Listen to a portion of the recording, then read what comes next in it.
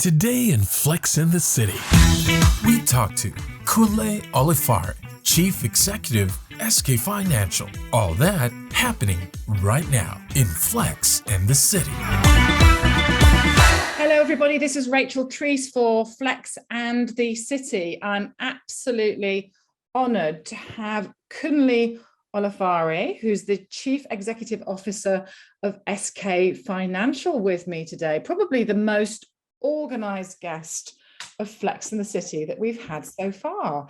Pleasure to have you, Kunle. Welcome to Flex in the City. Rachel, thank you for having me. And that's a wonderful introduction. I hope I can just follow up in the same order.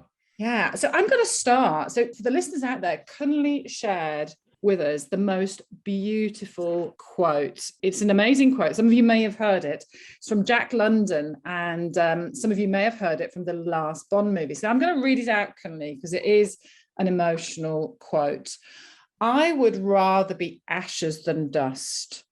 I would rather that my spark should burn out in a brilliant blaze than it should be stifled by dry rot. I would rather be a superb meteor, every atom of me in a magnificent glow, than a sleepy and permanent planet. The proper function of man is to live, not to exist. I shall not waste my days in trying to prolong them. I shall use my time. Beautiful. Tell me why you chose that quote. Well,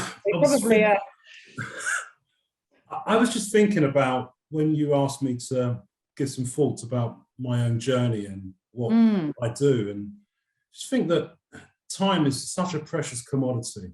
And outside of health, it's such a key thing to think about because we don't get time back. So how do you best want to use your time? And I'm someone who's messed up so many times, and I look back and I think, well, what did I learn from those experiences? So what I did learn is that actually I just always want to make sure that every day I give it my best and I do things that make me happy for people that make me happy, and make sure that I remember to do that every day. Fantastic. So tell me a bit about your own journey. You are the CEO of SK Financial, but where did you start? Where did you grow up? And tell me a little bit about your story. Yeah, sure. So where did I start? So in financial services, I joined the profession in 1995. I worked for a company called GAN. I was what was known then as a tied advisor. And basically, I didn't know what I was doing. I was trained. I got my financial planning qualifications there. But what I really got was the ability to actually then learn how to build up a client bank. And there were typically two ways you could go. You could go taking on orphan clients. So these were clients of previous advisors, and you'd actually then contact them to try to make meetings, or referrals. And I thought, well, look, I'm not going to do this orphan client route. I'm actually going to focus on selling service. So I'd rather have had 10 clients who would recommend me on to other people than 100 clients who basically weren't clients of mine. It was tough though, Rachel. What was tough? Because it was self-employed. I was a self-employed financial advisor in Bournemouth. I didn't have much money at all. And I used to walk to meetings a lot of the time.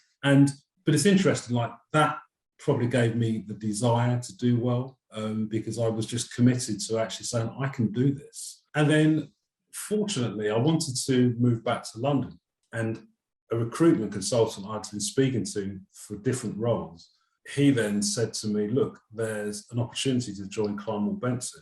And I went for the interview. And after the first interview, I wanted the job.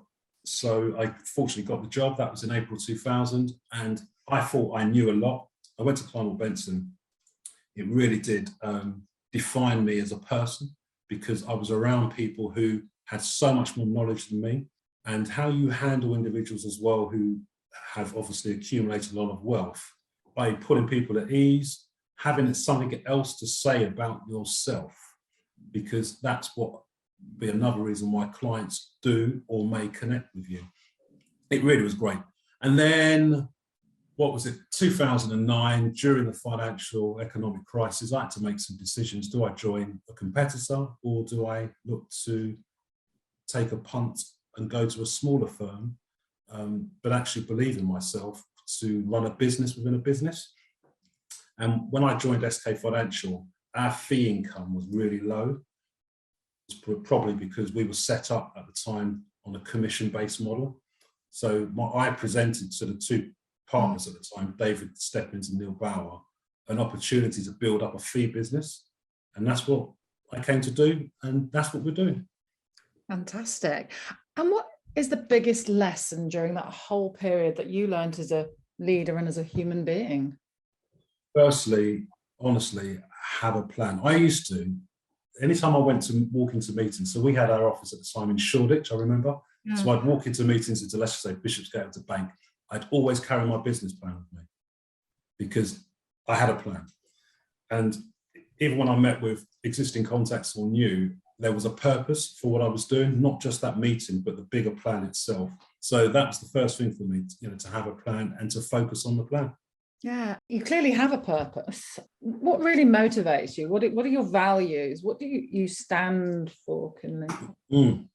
Good question. So for me, I believe in the 3 H's, and this is something that I've come up with. So being hungry, being honest, and being humble. So I believe in each of those 3. I just always want to make sure that I can look someone in the eye and tell them what I believe. And when people are coming to me for advice or for assistance, I'd always want to do the right thing by them. I won't be carried away by my successes. I'm around people who hopefully do tell me what I don't need to hear, but what I should be hearing. So it's a balance. But also within myself, my background, I like to keep my feet on the ground, and I like to keep busy. So by keeping busy, that keeps me hungry. Fantastic. So what would you say are your traits that have given you the success you've had and made you into the leader that you are? What would those 2 top traits be?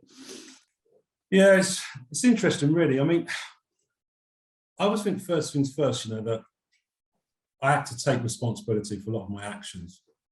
So therefore, that's a key one for me as well. And, I don't believe my own hype. So I probably look at both of those whereby I focus, I think is it quite easy to get carried away with successes? Possibly. But keeping your feet on the ground, again, for me is really important. So if someone says I've done a good job, I say thank you. I then would typically ask them, what made you say that? And they will then tell me. Then I know. I enjoy that moment, and I do enjoy that moment. If it's for a few seconds or even for a minute, I enjoy it. And then I put it away into my mental locker and go again. Fantastic. So on your journey, I'm sure there will have been leaders that you've worked for, that you've come across. Who's really inspired you? Who have you loved working with, and why? So Richard Thompson, who's the chairman of M&C Saatchi Merlin UK, and he's also the chairman of Surrey County Cricket Club. Wow. So why him? A true champion of social mobility. He's a really proven businessman.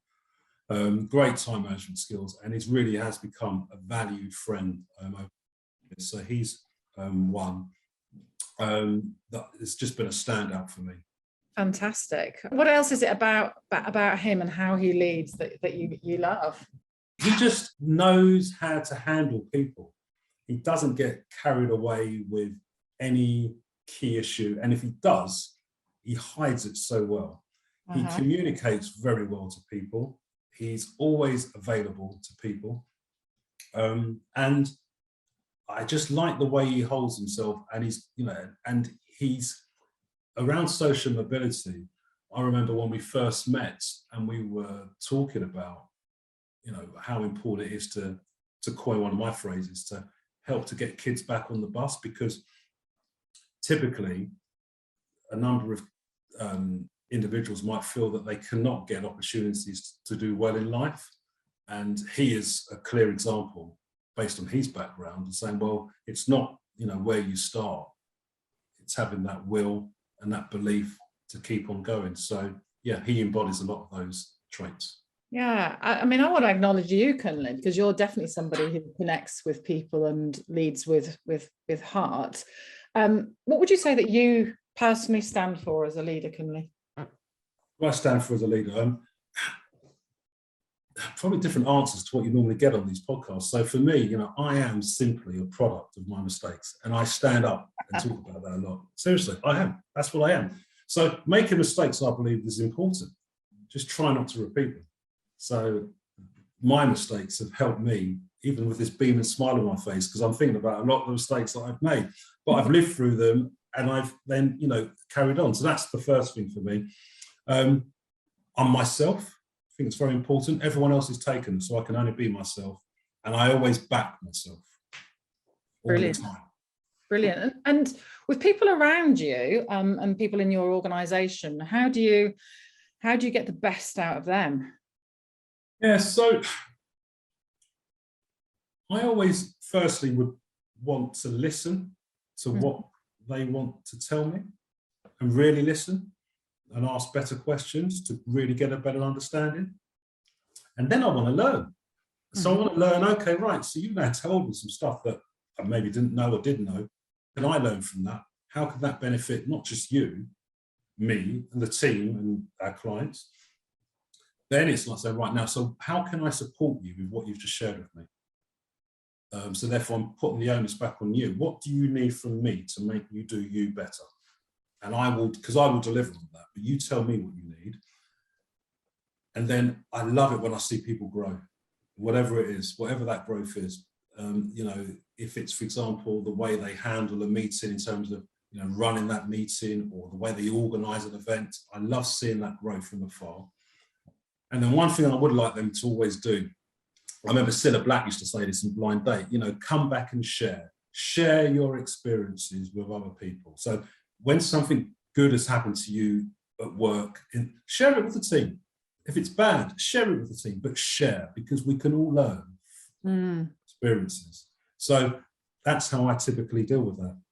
Absolutely. So with young people who are entering the industry, and we want to attract more people to the industry, yes, what would be your best wisdom, your best advice to a young person? They're just joining the industry. What would you say to them, Kunle? Yeah, so some tips from me would be, firstly, cut out negative people. If people are consistently giving you negativity, it's not helpful to your mind, let alone body, so be aware of that. I have a phrase, how bad is bad? So when something happens that you don't like, take 2 steps back and say, how bad is it really? And try and evaluate it in your own mind. And I normally give them a score out of 10. So obviously if it's less than 6, it's not good. Higher than 6, okay. If it's 8, 9, 10, not really a problem then, is it? If you don't like your world, try to change it. Just try and do something differently. And it's those incremental steps that you take that may help to find a better pathway to a better destination. I believe it's really important to grow a good network of individuals, people that know you, can spur you on, support you. So for me, it would be positive people, progressive people, and people as well who give you a reality check now and then. It's important. And my final tip would be the 5 Ps. Oh, love it. Love it. 5 Ps. Which will be presentable. Right.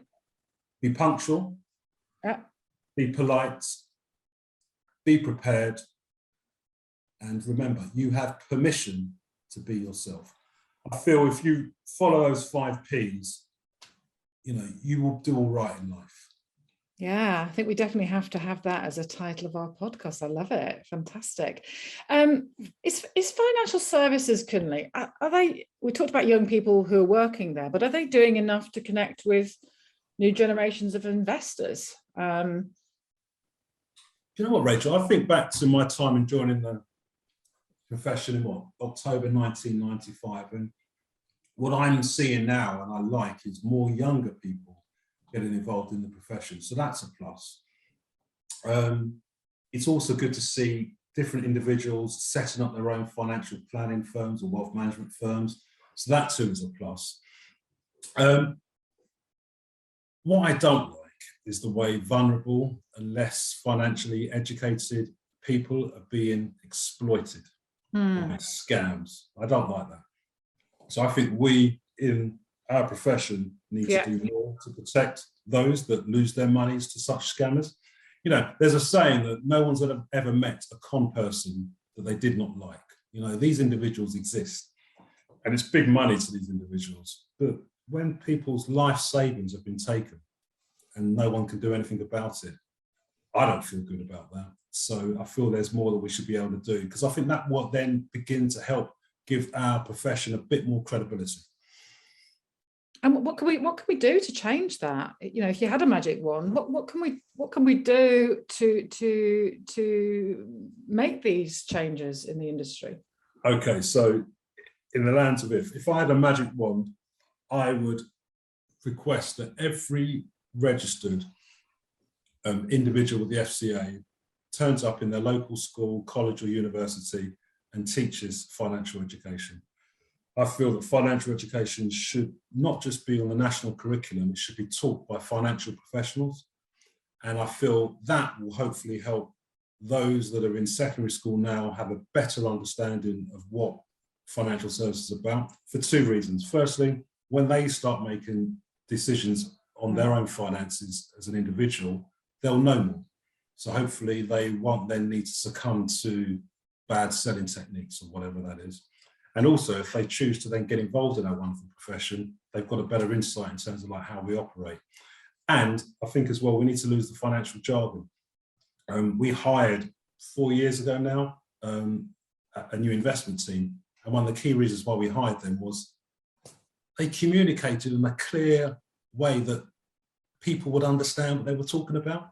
I think previously there's been this sense of entitlement, sense of elitism around what we do. You know, it's my clients' money, it's their dreams. They've just chosen me to help them. It's not my money. So even when people say, "Oh, how many assets under management do you manage?" I don't. I don't. It's my client's money. It's not mine. So let's lose that jargon already. It's misleading. Yeah. Love it. So what do to do all these things, you know, to be getting these leaders out there, supporting financial education, what are the skills that these leaders are going to need? What do we need to be getting into the industry? What needs to shift? What's the big shift? I'd love it to be that more of us can just be authentic. You know, I am who I am. So anyone who hears what I talk, how I talk, that's how I talk. Sees how I am, that's how I am. But that is me, and therefore having a better understanding of who one is, that authentic nature, I think, is key. This is a people business, and I probably would mention that phrase a lot. So I think a humanistic approach is really important. You know, we're dealing with humans, not robots. We have feelings, we have memories, we have dreams. So make sure that actually we focus on those individuals and their needs there. And again, the how is again around financial education, more engagement in schools, colleges and universities. Fantastic. So tell me about SK Financial. How would you describe the culture of your own organisation? Fun. It was a fun place to work.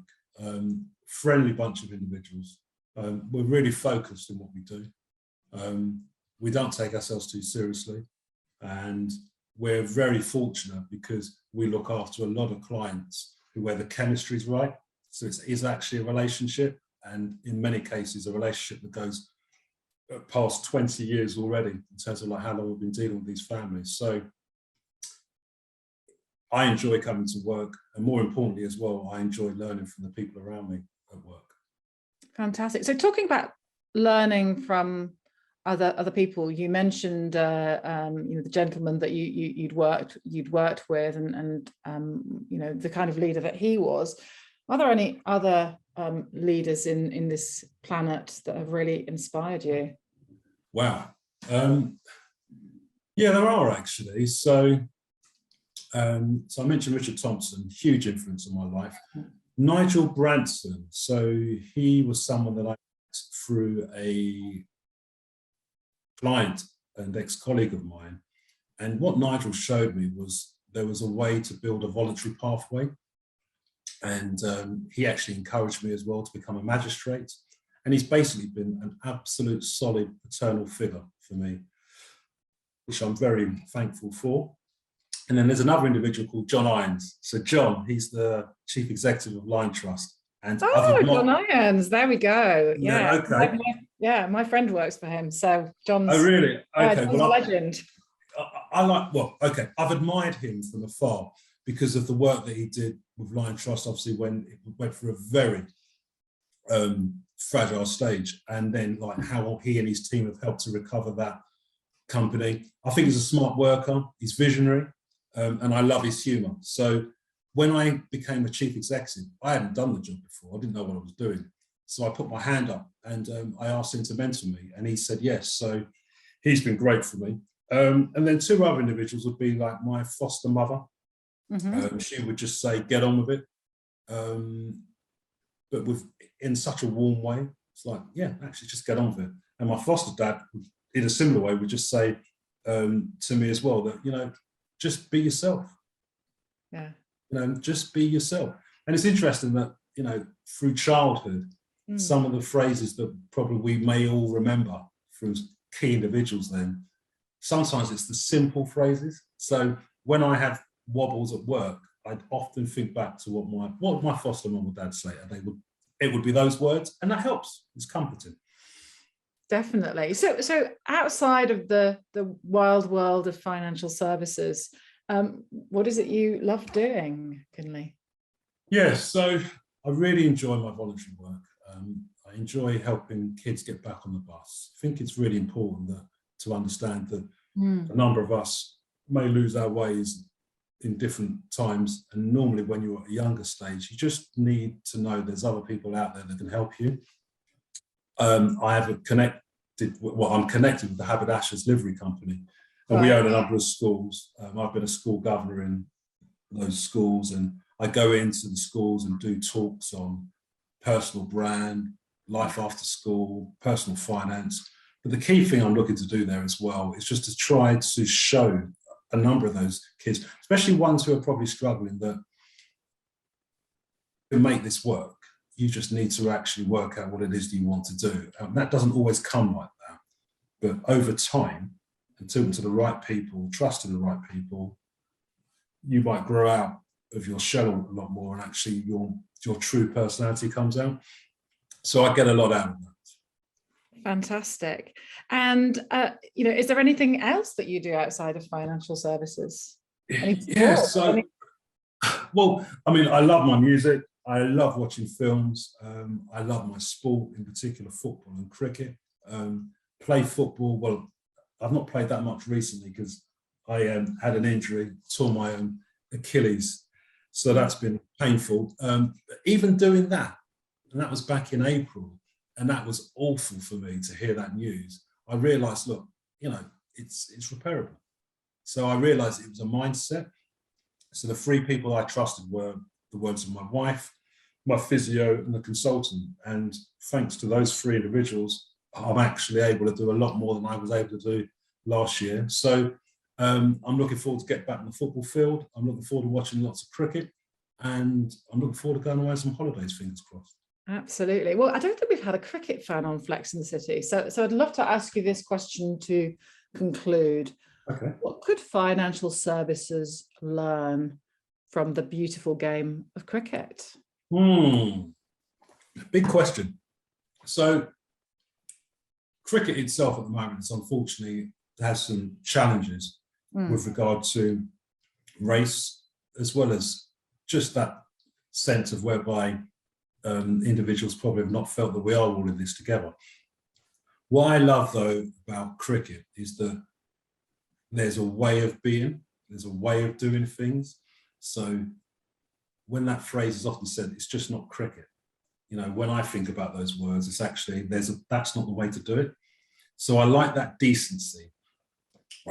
Even for people who don't like cricket, when they typically watch a game of cricket, they probably realise that you're around people who it's just nice to be out with people who are pretty like-minded, and you're enjoying hopefully a good spectacle, but also as well the company of other people who you might not have met before.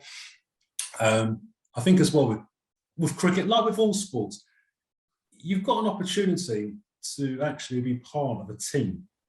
And I'm going to waffle on a bit more now. One of the proudest moments I had as a Londoner was in 2012, because not only did Team GB win 29 gold medals, which was a fantastic achievement, and I think Andy Murray, for example, is on record to say that it was because of the team environment he feels that helped him, inspired him to win a gold medal. But it was how London was, and I imagine other parts of the country too. We were together. There was a purpose. So, you actually had people taking time out to make sure you knew where you were going, or, just to talk. And for that period, even the press, for a change, it was a positive feeling that was coming out from the newspapers. And I felt proud. So I like to think that sport helps to bring together a nation. And I feel that sometimes in life, we just probably don't always have that common purpose. Fantastic. Kunle Olafare, the CEO of SK Financial, you are a superb métier with every atom of you, for sure, in magnificent glow. Thank you so much for joining us on Flex in the City. Rachel, thank you for having me. Take care of yourself.